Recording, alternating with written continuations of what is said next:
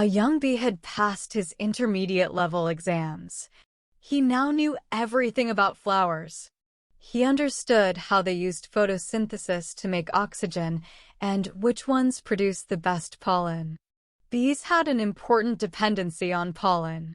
From the beginning of time, bees' eternal task was to gather pollen and make honey with it. Since he passed his exams, the little bee had earned his inclusion in the swarms that gathered pollen. He was excited because he was finally allowed to leave the hive. He left with the next swarm and was determined to find the perfect flower.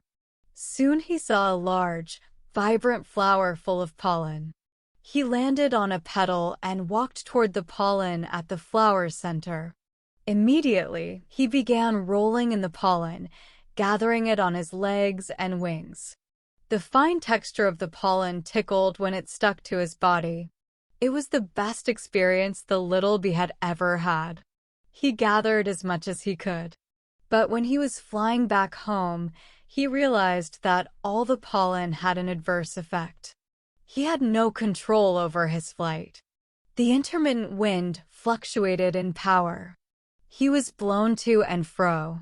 One minute he was flying straight, and the next minute the wind had reversed his course.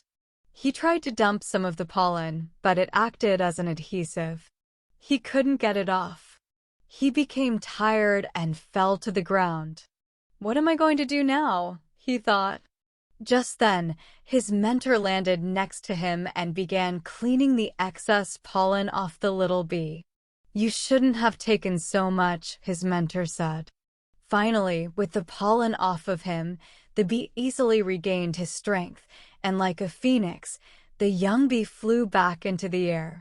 When he returned to the hive, he turned to his mentor and said, "I learned an important lesson today.